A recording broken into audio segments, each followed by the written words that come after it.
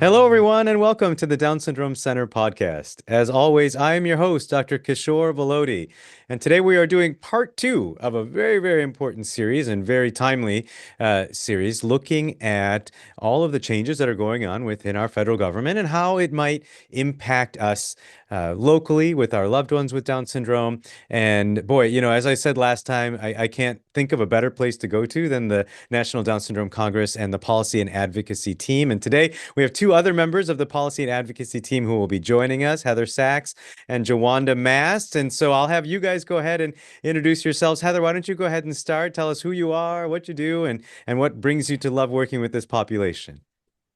Great. Thanks, Kishore. Hi, everyone. As Kishore said, my name is Heather Sachs. I'm with NDSC, and I live in the Washington, D.C. area where I focus on disability policy. But a lifetime ago, I was actually an entertainment lawyer in Los Angeles. Oh my. As so many of us have, my career path shifted completely when my daughter Leia was born with Down syndrome 20 years ago. And so she's really the inspiration behind everything I do and the reason why I've spent nearly 2 decades working in advocacy at the local, state, and federal levels. I'm especially passionate about making sure that the voices of people with Down syndrome and their families are front and center in every conversation about policy. And that's why I'm glad to be here today to talk about what's happening with Medicaid, what it means for our community, and how we can make a difference together. Awesome. Thank you so much. And those of you who have listened to the podcast for a long time, you remember how Heather came in and helped us during the COVID time and joined the podcast to talk about the rights of our loved ones with Down syndrome during that crazy time as well. And also now we have Jawanda Mast. Jawanda also no stranger to the podcast, and she's been on to talk with you all before. Jawanda, tell us a little bit about who you are and what you do and why you love working with this population. Well, I appreciate the opportunity to share with families today. I am Jawanda Mast. I'm the Grassroots Advocacy Manager for the National Down Syndrome Congress. And I joined this community over 26 years ago when my unborn daughter I had a prenatal diagnosis, and my unborn daughter, Rachel. And she is now 26 and thriving, working, and she is a great little advocate herself. My background, I was not an entertainment attorney like Heather, but my background was in community education, volunteer management, and I'd done a lot of events. And I just started getting involved in local leadership and building groups. And I look back and say, I have done almost everything in the Down syndrome community, but I'm really, really passionate about helping people, self-advocates, parents, anyone who wants to learn how to use their voices to make a difference, because I believe everyone has a story and our stories can impact change. So I'm thrilled to be here today to share a little bit about that.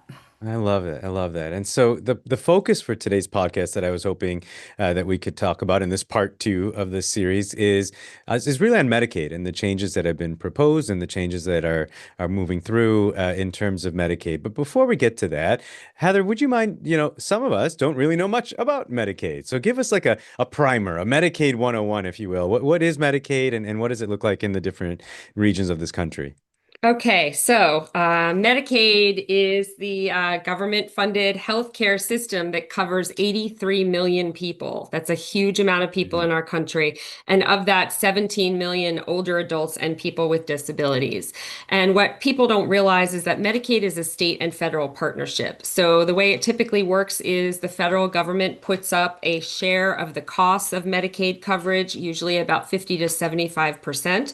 And then they set the rules and provide the funding and give it to the state agencies, and they put up the rest, and the state agencies get to run the programs essentially however they want. But, people think of it in terms of, healthcare to individual folks, but Medicaid also provides billions of dollars to hospitals too, particularly those hospitals that treat low income and, uninsured patients, more vulnerable populations. But a lot of people, think of Medicaid as just a health insurance. And it is incredibly important, obviously, to cover things that normally would not be covered and make sure that everyone has access to good medical care. But Medicaid also provides $7.5 billion a year to schools to fund services like speech therapy, PT, OT, and behavioral health. And so, that's a big chunk of Medicaid as well. And then in adulthood, it really is the backbone of daily life for people with disabilities, because in addition to getting that lifelong coverage for critical health and support needs, it pays for things like direct support staff, therapies, and the various services in the community, which we call home and community-based waiver services that let people with Down syndrome and other disabilities live in their communities. And I mention waiver services because a lot of folks don't realize that the services they're receiving for things such as job coaching, transportation to get to your job, personal care assistance, if you have a visiting nurse come to your home, those are all covered under what's called Medicaid home and community-based optional waiver services. And I'll get into it a little bit later about some of the consequences of the changes to the Medicaid system on these HCBS services. But to add to the confusion, Medicaid is called something different in all 50 states, and very few states actually use the word Medicaid in the name of the program. So there is a very good chance for those listening that you are either already on Medicaid using waiver services, even that you took advantage and benefited from Medicaid when your child was very young, because it also funds things such as early intervention and diagnostic services, and then the school component that I discussed as well. Yeah, we've on the last podcast we were talking about how the intent of these podcasts we and just like the NDSC always is nonpartisan. We're just talking about the things that are happening and how it may impact. And I know that the NDSC has worked with both Democrat, Republican administrations working on things that were important for people with disabilities, and it's really hard these days to keep track of everything that's going on. And we talked about it in the last podcast with the Department of Education and IDEA and all of those things. But maybe I was hoping that you could today, Heather, maybe tell us a little bit about some of the policy changes to Medicaid that have been proposed and maybe some that have even gone through that we're not aware of, and how that might impact our loved ones who have Down syndrome. Yes, thank you, Kishore. So, many of you may be aware that on July 4th, 2025, just a short time ago, President Trump signed into law H.R. 1, what some call the One Big Beautiful Bill. This bill made massive, massive cuts to the Medicaid system, nearly $1 trillion. And it's going to result in many, many changes in Medicaid across all 50 states. I would say the most significant change from that bill is that states are going to be getting much, much less federal Medicaid dollars. And so those states who already have crunched budgets are going to have to fill in the gaps. To receive any type of federal funding, it's, under the Center for Medicaid and Medicare Services, states must continue to cover mandatory services no matter what. So they're going to be covering these healthcare type services, doctor's visits, medical transportation, x-rays, prescriptions, etc. And there's a list of those on the CMS website. Unfortunately, they're going to have to cut from optional services. And I just, spoke a little while ago about things like home and community-based services.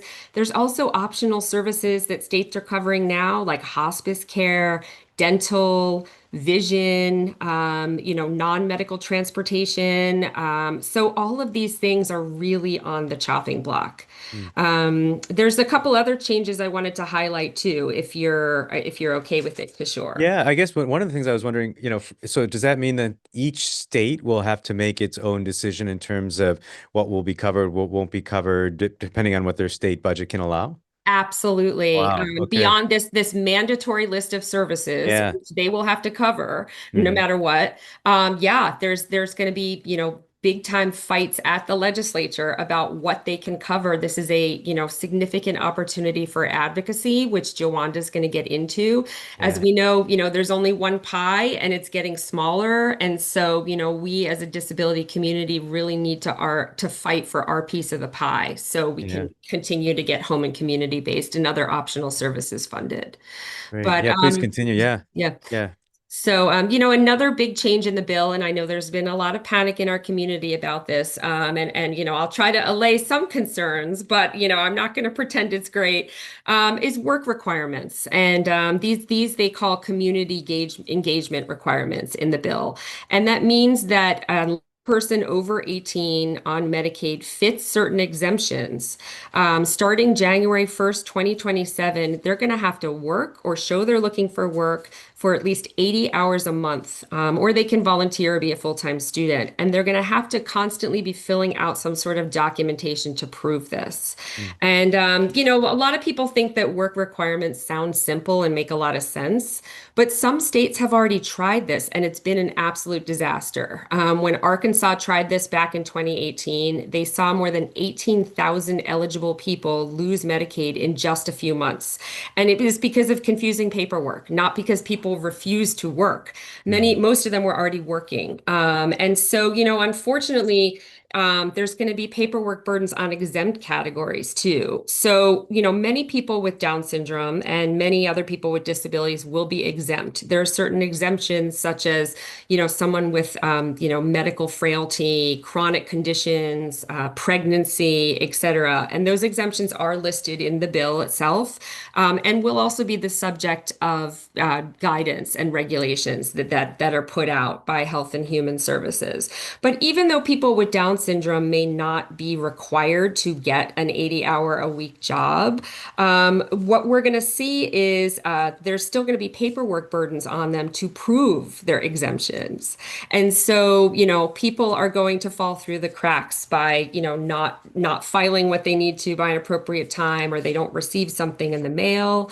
In addition, about a third of direct support professionals, DSPs, that support people with Down syndrome and other disabilities are themselves on Medicaid, and many family caregivers are themselves on Medicaid. So those are the folks that are going to be subject to these work requirements, and so many of them are going to fall through the cracks. Particularly for DSPs, there's such a shortage right now of DSPs, and those that then lose their health care coverage are not going to be able to show up to work, and they're not going to keep their health and be able to support individuals in the community. But really, unfortunately, we're going to see a lot of red tape, a lot of people getting kicked off of Medicaid for filing errors, and then it becomes, a fight and time delays to try to get back on to Medicaid. Yeah, government paperwork is never simple and it's never easy to follow.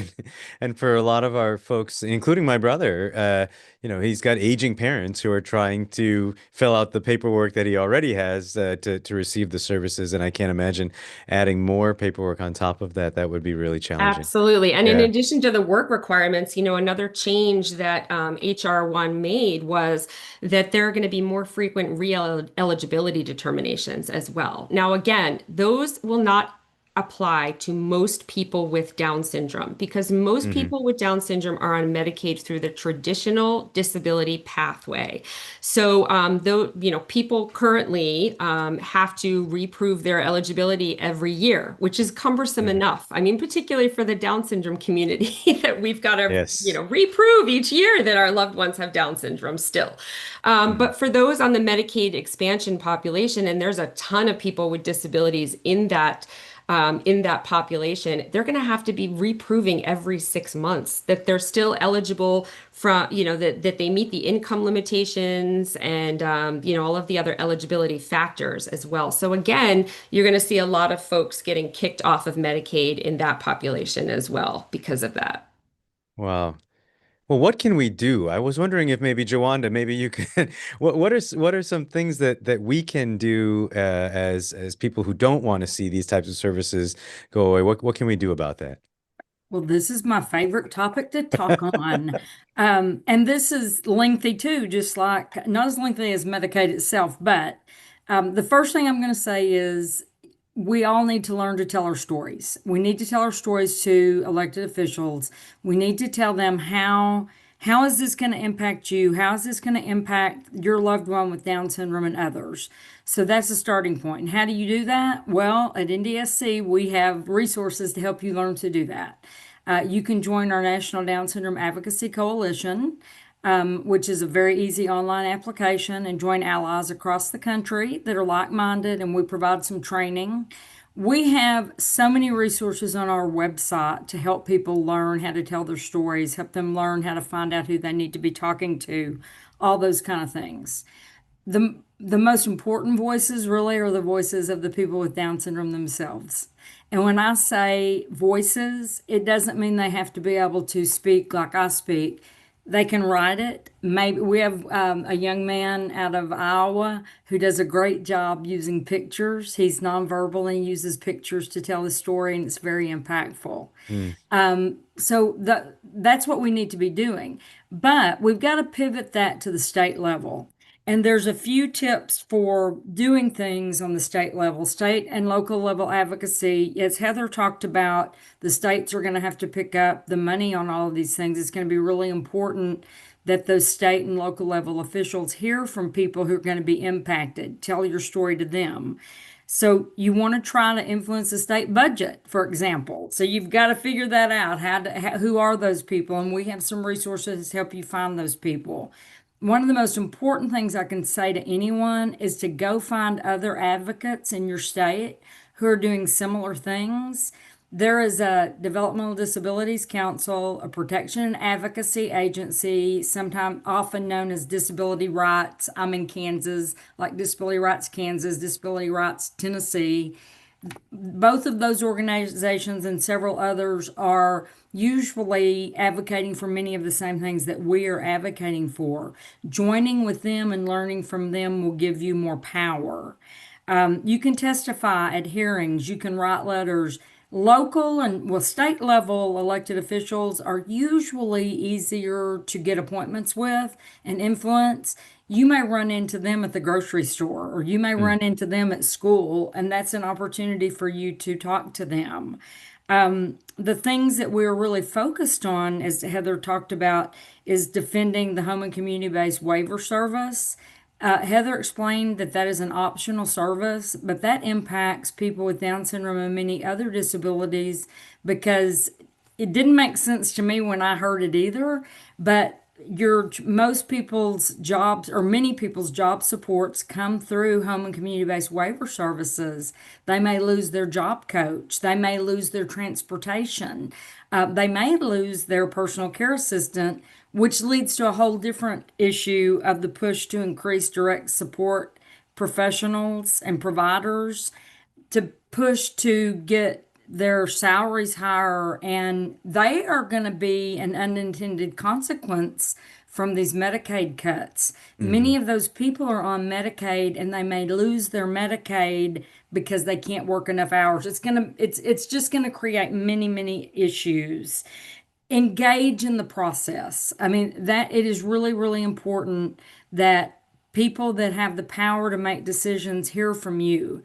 And everybody says, well, I'm just one voice. Well, I am just one voice. My daughter is just one voice. And we have seen how our one voice has impacted change. So I just encourage people to engage.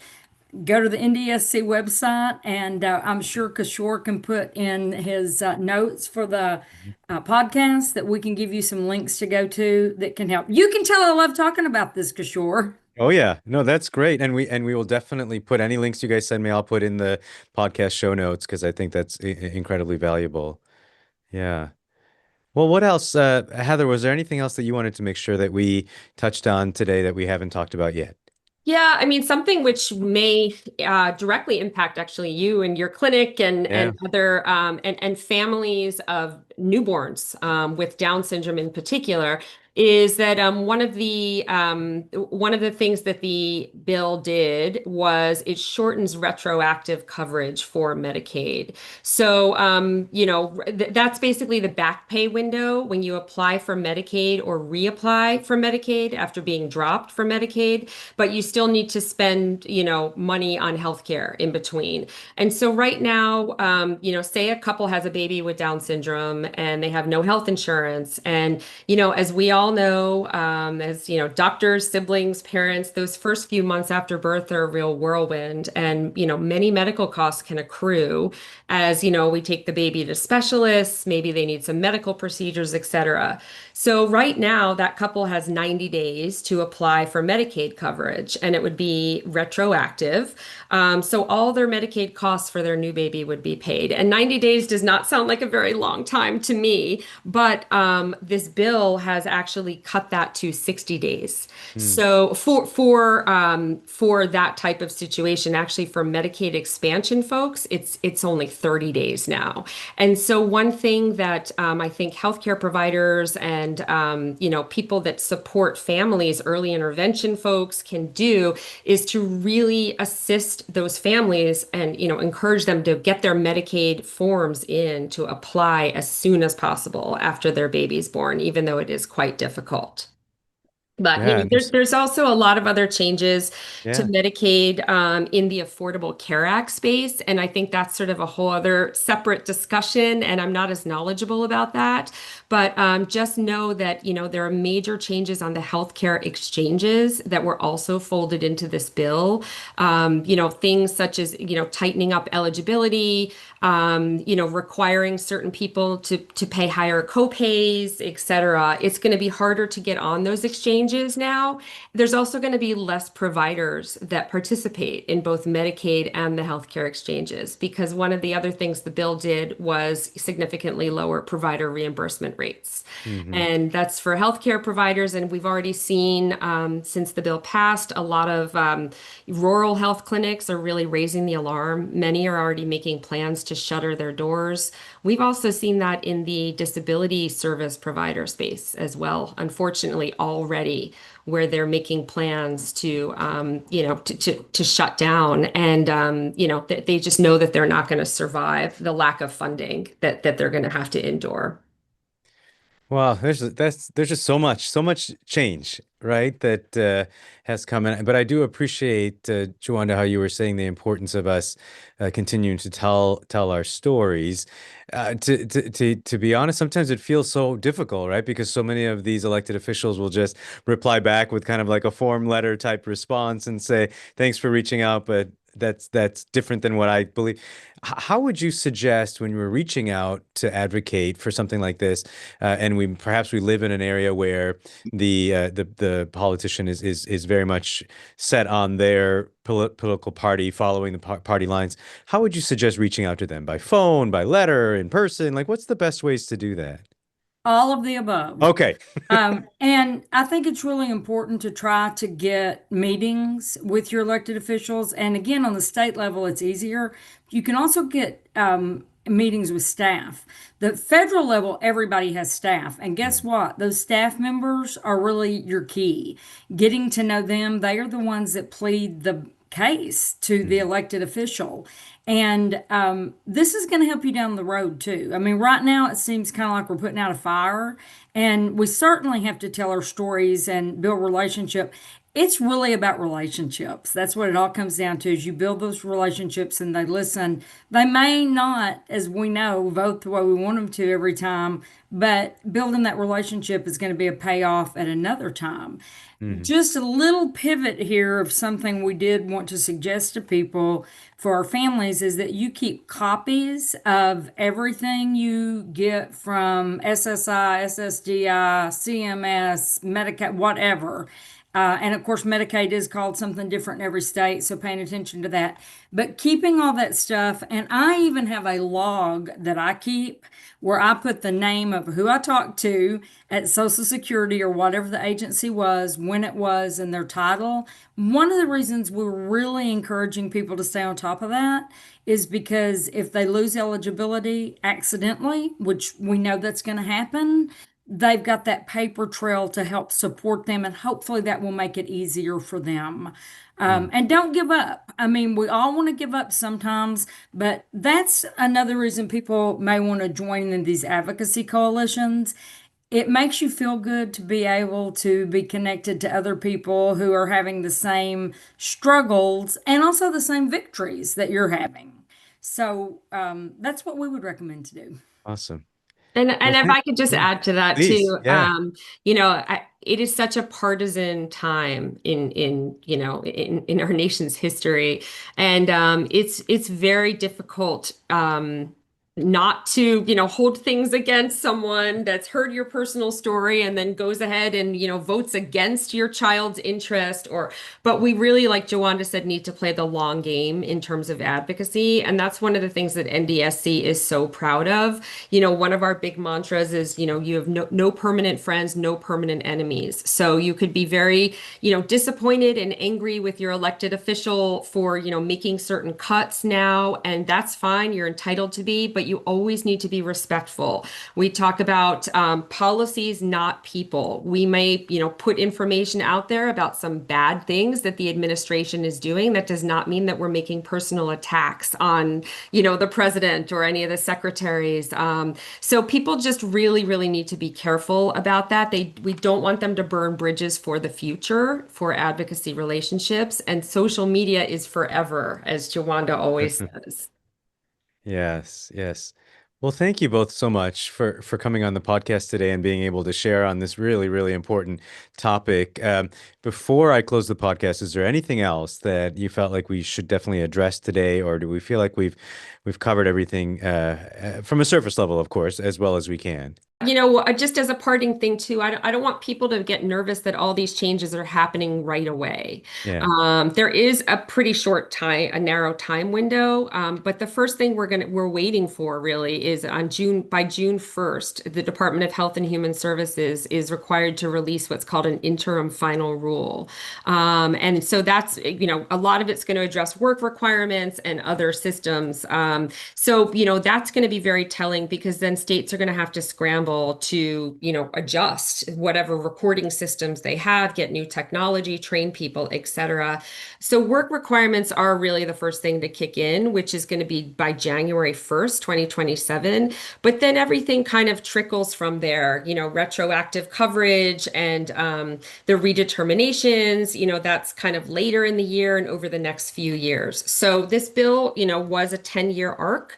And so we need to just, remember that, 10 years is a very, very long time. A lot of advocacy can be done in the meantime.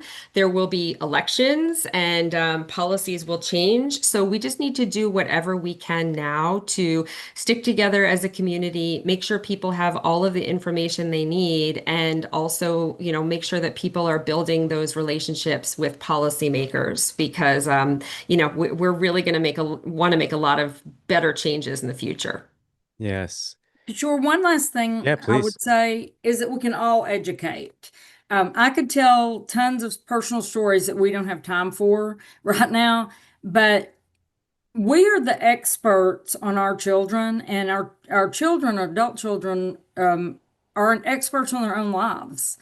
And we need to educate, most people, and that includes elected officials and their staff, don't know that home and community-based services are optional waiver services, and that they can be taken away, and most states do not have to do that. So if we don't tell our legislators, these elected officials, these things, they're not going to know. It's not reasonable to think that they can know everything, because they can't, just as we can't know everything. So I really want to encourage people to educate, and educate your friends. Your friends will become allies for your causes when they understand how this truly impacts that person that they love, that may not be their family member, but it may be a friend that they love that's going to be impacted by this.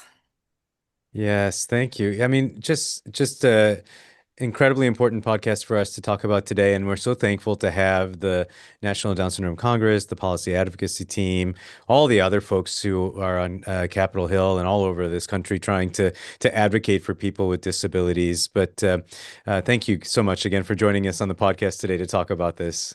Our pleasure. Thanks so much. Thank you. Yes, and to our listeners, if there are any questions that you would like us to address on this podcast, please do reach out to me at Down Syndrome Center at chp.edu. And if you'd like to join us in the work that we're doing here at the Down Syndrome Center, including this podcast, please go to givetochildrens.org/Down Syndrome Center. But until next time, bye-bye.